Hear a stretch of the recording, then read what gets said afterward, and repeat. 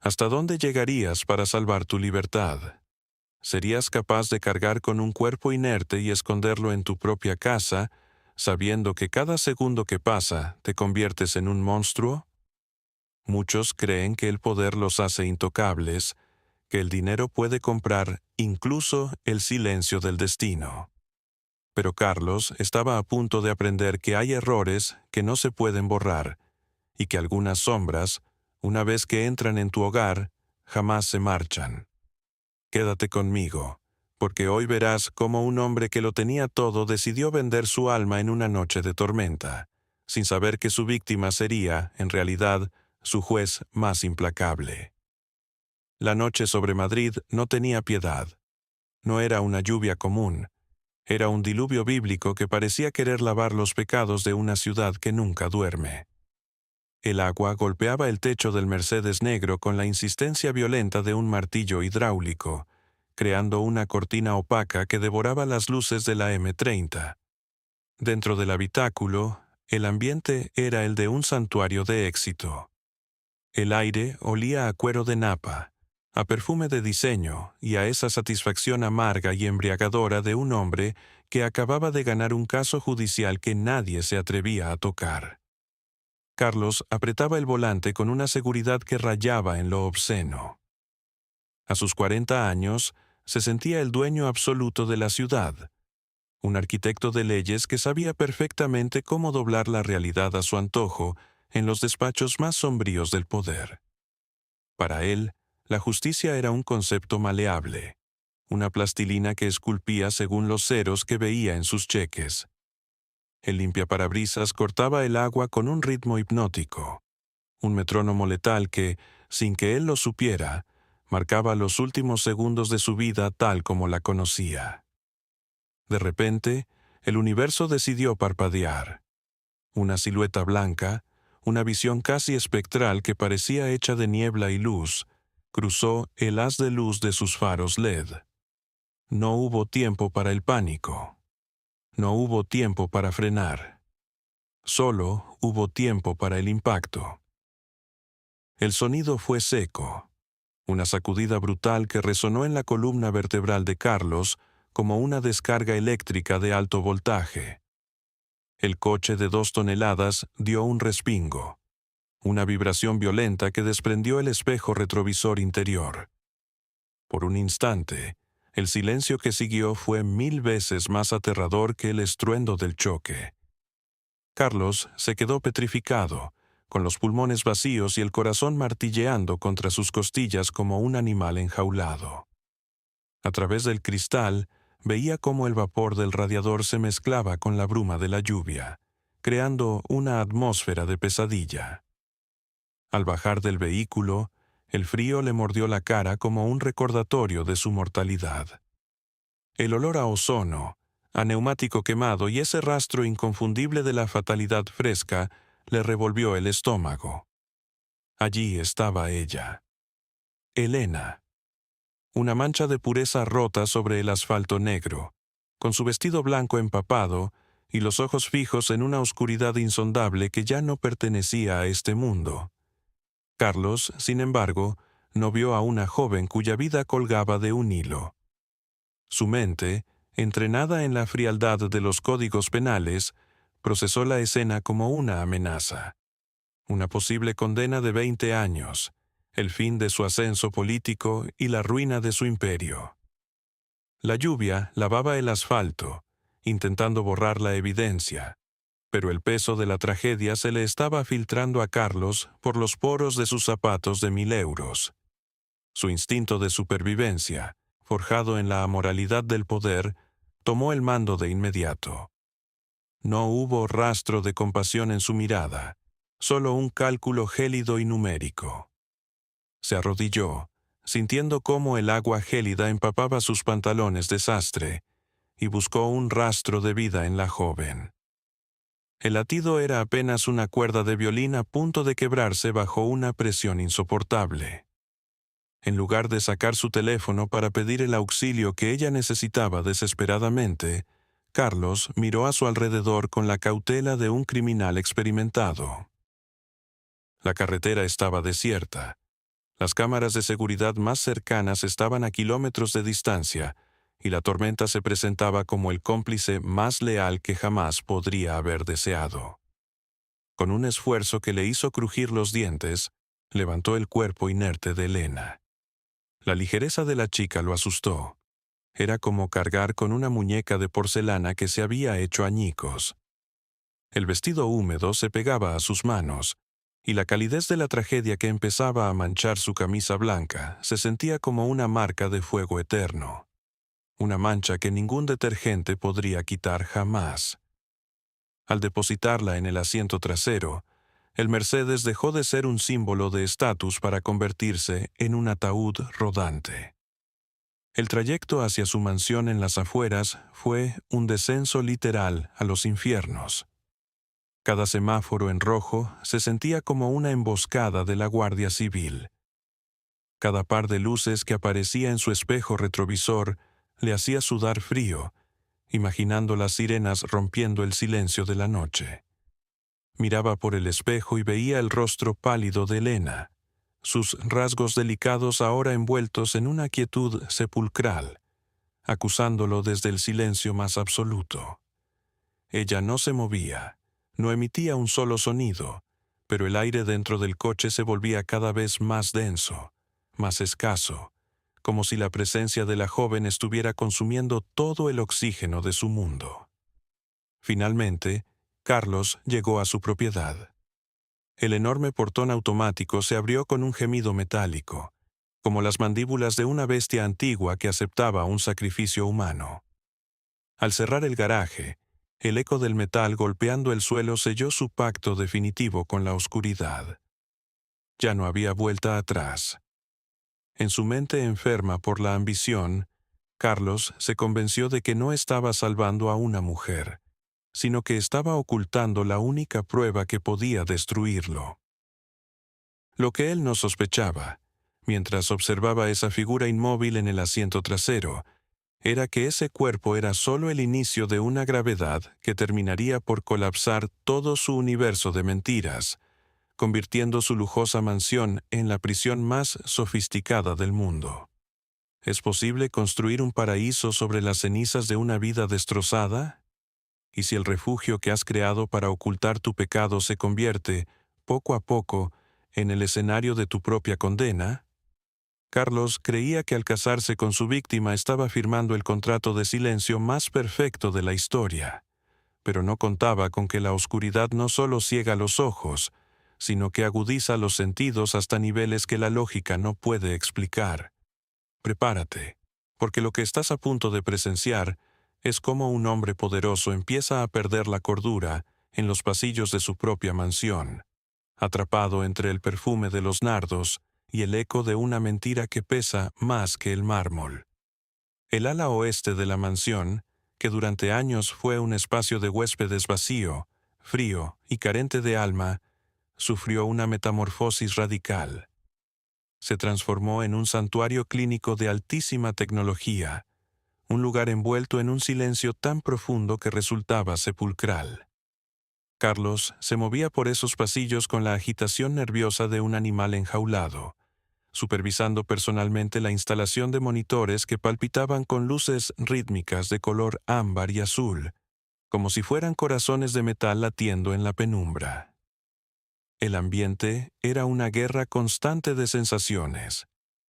El olor punzante a desinfectante y antiséptico libraba una batalla perdida contra el aroma empalagoso de los nardos frescos. Carlos ordenaba colocar ramos nuevos cada mañana, un intento desesperado y casi infantil por enmascarar la fragilidad de la vida que colgaba de un hilo invisible en aquella habitación. El doctor Varga, un hombre cuya ética profesional se había disuelto hace décadas bajo el peso de deudas de juego inconfesables, se convirtió en la única sombra humana permitida en ese recinto prohibido. Carlos lo observaba cambiar los sueros y ajustar las máquinas con una mirada que oscilaba violentamente entre la autoridad absoluta del amo y el terror más primario del cómplice. No era el bienestar de Elena lo que le robaba el sueño.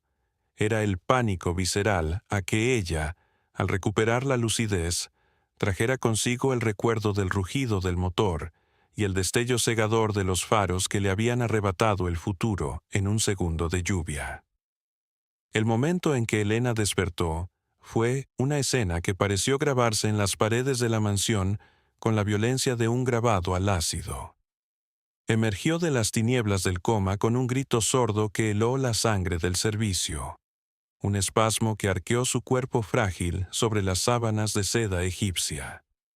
Carlos, apostado en el rincón más oscuro del cuarto como un espectro vigilante, se acercó con una lentitud calculada, sintiendo cómo el sudor frío le corría por la nuca. Al retirar las vendas, el horror cobró una forma definitiva. Los ojos de Elena, esos pozos de luz que él recordaba bajo la farola de la carretera, estaban ahora nublados, desenfocados, fijos en un punto inexistente del espacio. La ceguera era total, una condena de oscuridad perpetua dictada por la violencia del impacto.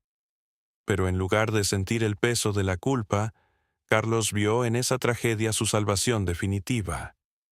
En un acto de audacia perversa, se sentó al borde de la cama, tomó esa mano fría que temblaba como un pájaro herido, y empezó a tejer la gran mentira que sostendría su existencia.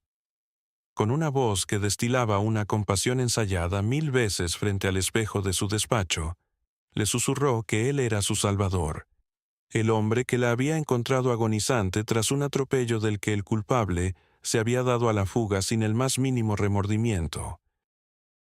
Elena apretaba los dedos de Carlos con una fuerza desesperada, buscando un ancla en ese mar de negrura absoluta, aceptando cada palabra falsa como si fuera una verdad divina caída del cielo.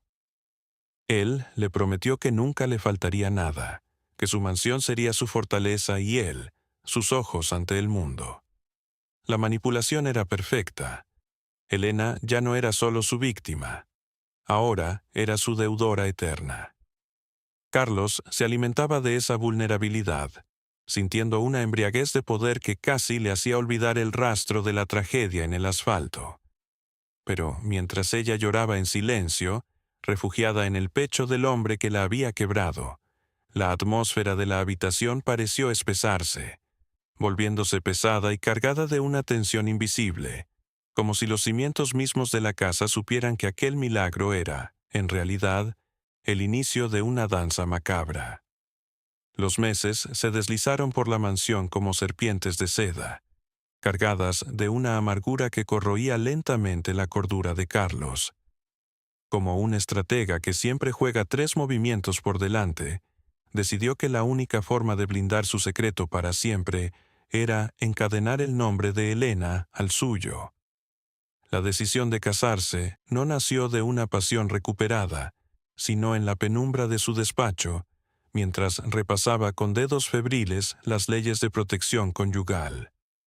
Sabía que un esposo no puede ser obligado a testificar contra su pareja. El matrimonio no era un acto de amor, sino el contrato de confidencialidad más perverso y eficaz de su carrera criminal. La boda fue una ceremonia privada, celebrada con la frialdad de un sepelio de lujo.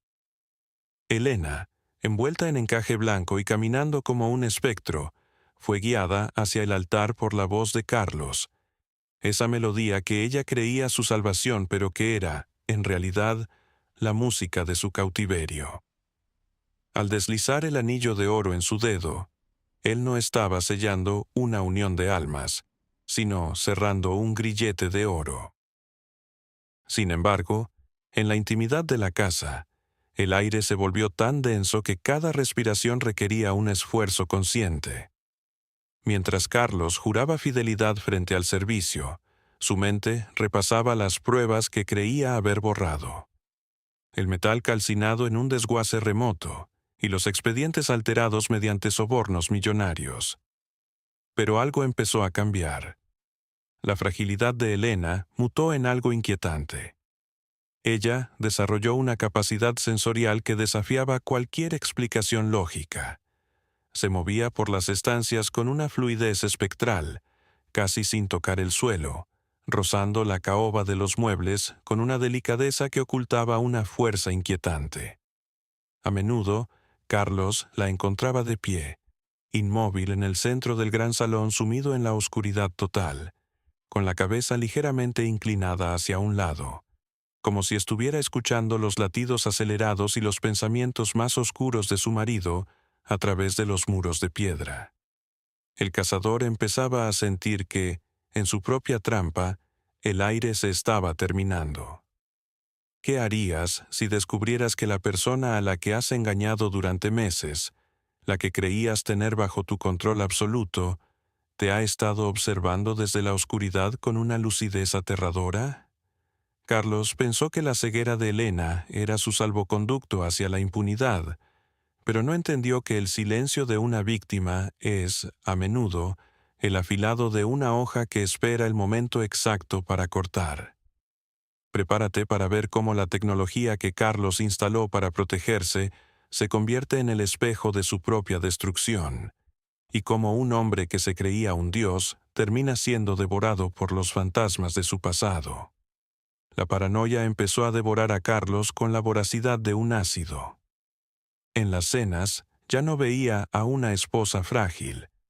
Observaba a una mujer que diseccionaba los alimentos con una precisión quirúrgica que le helaba la sangre. Ella nunca fallaba el ángulo del cuchillo, moviéndose en su mundo de sombras con la seguridad de un depredador que conoce el mapa de su territorio. El tintineo de la plata contra la porcelana ya no era un sonido doméstico. Era el tic-tac de una bomba de tiempo resonando en sus oídos. Para soportar esa mirada nublada que parecía atravesar su carne y leer sus pecados más ocultos, Carlos se refugió en el alcohol. Bebía para olvidar que el suelo de su castillo era de vidrio finísimo y que cada paso de Elena amenazaba con revelar el cadáver de su moralidad. El Salvador se descubrió prisionero en su propio santuario, atrapado con una mujer que no podía ver la luz, pero que conocía cada rincón de la negrura de su alma. La mansión ya no era su triunfo, sino una caja de resonancia donde el silencio de Elena era más ruidoso que cualquier confesión. La seguridad de la mansión empezó a agrietarse desde sus cimientos más oscuros. Carlos, el estratega que siempre tenía un plan para todo, vio cómo su mundo se transformaba en un laberinto de sombras sin salida. El primer golpe no llegó desde un juzgado, sino de un destino implacable. Ortega, su socio y cómplice necesario en la desaparición del coche, perdió la vida tras caer por el hueco de un ascensor en circunstancias nunca aclaradas. Carlos recibió la noticia mientras observaba a Elena en el salón. Ella no cosía flores ni paisajes bucólicos. Sentada en la penumbra, pasaba las yemas de sus dedos sobre una tela tensa, guiando la aguja por puro tacto, creando patrones geométricos punzantes que se sentían como fragmentos de cristal rotos al rozarlos. El sonido de la aguja perforando el lino era un clac seco y rítmico, un metrónomo de fatalidad.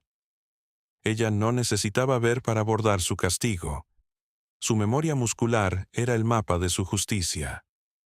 Al notar la respiración agitada y errática de su marido, Elena inclinó la cabeza y dibujó una sonrisa imperceptible, una mueca gélida que desestabilizó por completo al abogado. Días después, la paranoia se manifestó físicamente. Empezaron a llegar sobres negros a su buzón privado, ese rincón al que nadie, ni siquiera el servicio más fiel, tenía acceso. Dentro no había peticiones de dinero, solo una fecha impresa en papel de alto gramaje con una tipografía implacable: la noche del accidente. Carlos sentía que las paredes de su fortaleza se estrechaban, asfixiándolo. Cada crujido de la madera noble sonaba como una acusación directa. Empezó a desconfiar de todos, viendo ojos condenatorios en cada rincón de la casa. El alcohol ya no borraba las imágenes del asfalto mojado, solo las hacía más feroces, más vívidas, como si el agua de aquella tormenta estuviera inundando sus lujosas alfombras persas. Elena dejó de ser la paciente sumisa para convertirse en una presencia espectral. Se desplazaba por la mansión con una confianza que desafiaba las leyes de la anatomía, conociendo cada ángulo muerto mejor que el propio dueño. Una noche, al entrar en el dormitorio, la encontró acariciando uno de esos sobres negros con una delicadeza perturbadora. «El pasado tiene un aroma particular, Carlos», susurró ella sin volverse, con una voz que parecía brotar de las mismas paredes. «Huele a lluvia, a caucho quemado y a un miedo que ni todo tu dinero puede lavar».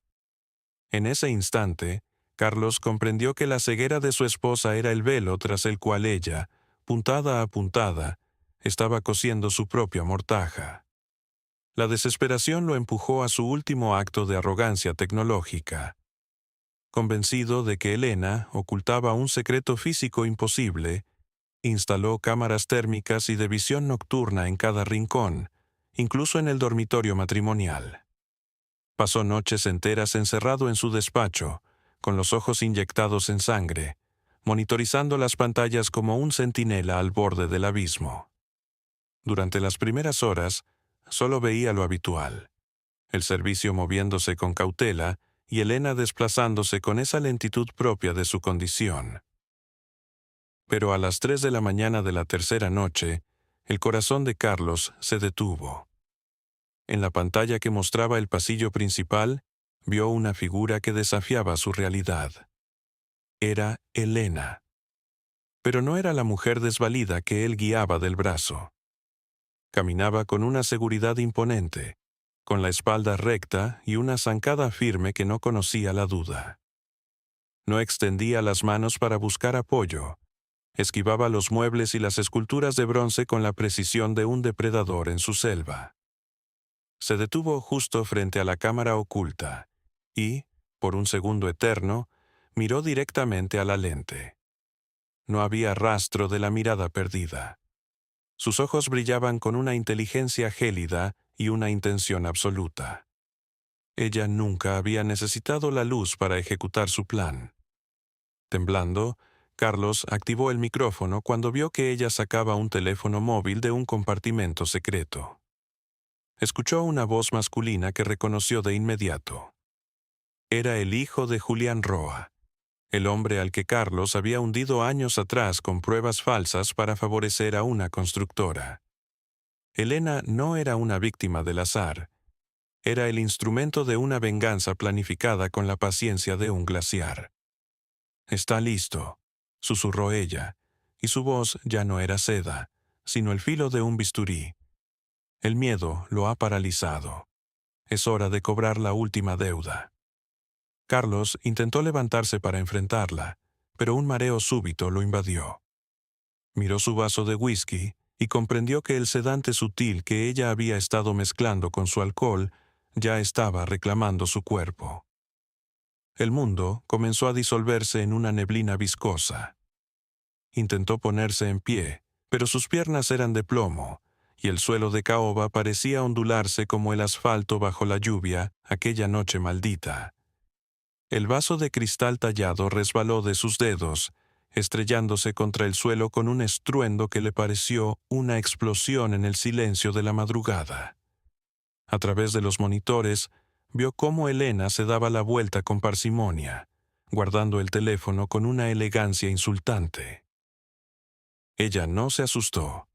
Caminó hacia el despacho con la calma de quien sabe que su presa ya no tiene escapatoria.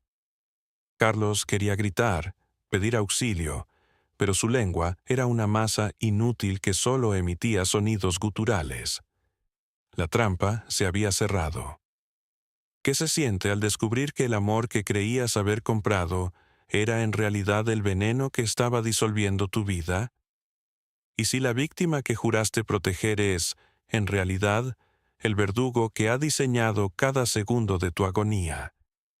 Carlos pensó que el silencio de su esposa era su victoria, pero estaba a punto de comprender que no hay oscuridad más profunda que la de una mente brillante que busca justicia. Prepárate para el giro final, porque hoy verás cómo cae un gigante, y cómo la luz de la verdad puede ser más cegadora que cualquier sombra. La puerta del despacho se abrió sin estridencias, con una suavidad que resultaba casi insultante. Elena entró y, por primera vez, no buscó el apoyo de las paredes ni extendió las manos para guiarse. Se movió con la elegancia de una pantera, rodeando el cuerpo de Carlos que yacía en el suelo, retorciéndose en una parálisis humillante y silenciosa. Ella se sentó en su silla de cuero, la misma silla desde donde él había dictado sentencias injustas y forjado fortunas sobre las ruinas de otros, y lo miró desde la altura de su nuevo trono.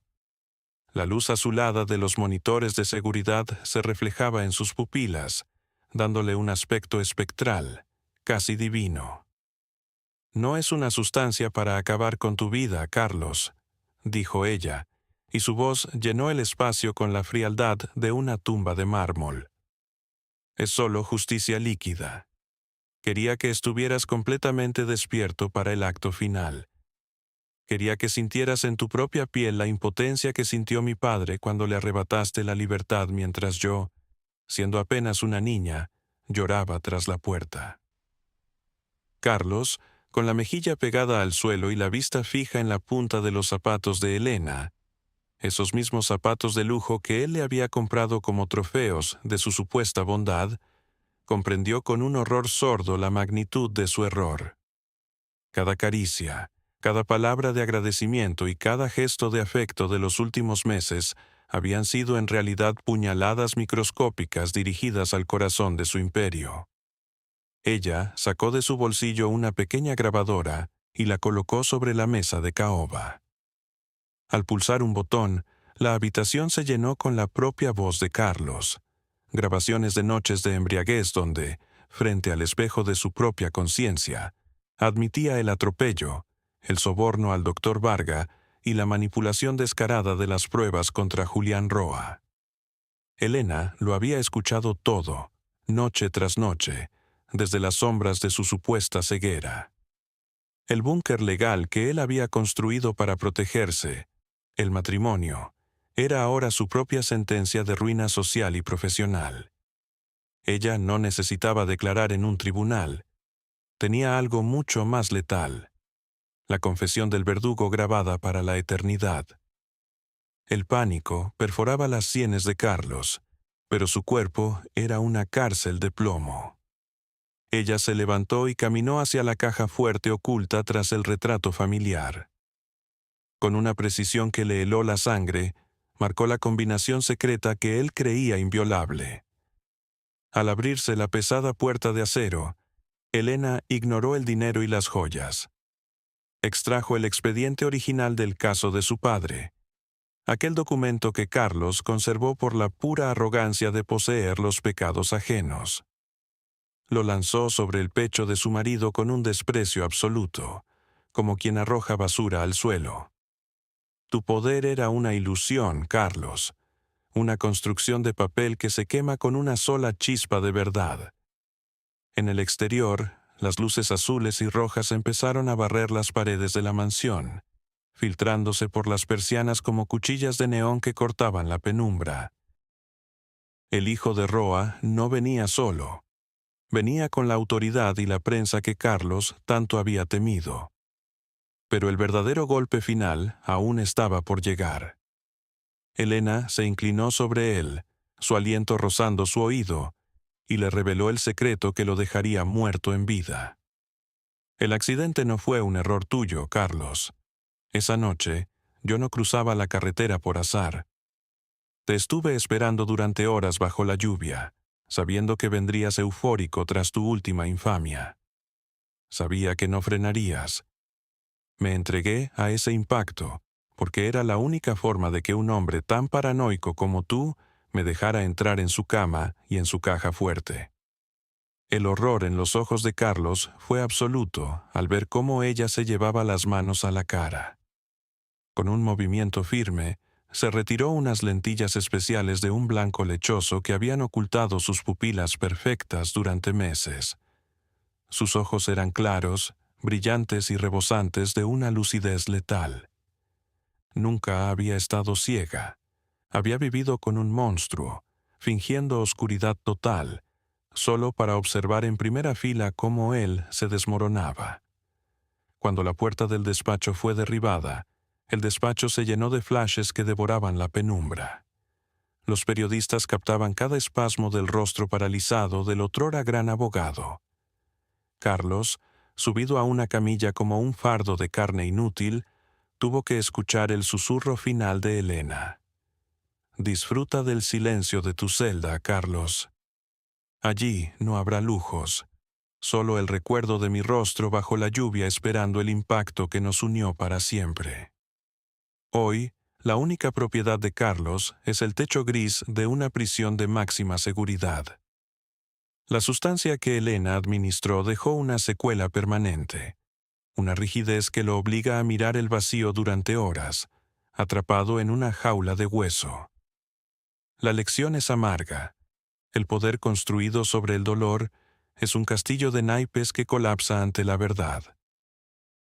Elena utilizó su fortuna para reparar el daño causado, demostrando que la verdadera ceguera no fue la de sus ojos, sino la de la soberbia de un hombre que se creyó un dios. ¿Te ha impactado este final de justicia poética? A veces, la persona que crees controlar es quien sostiene la llave de tu propia ejecución. Si te ha gustado esta historia de traición y redención, no olvides darle me gusta, comentarnos qué habrías hecho tú y suscribirte para más relatos que desafían la mente.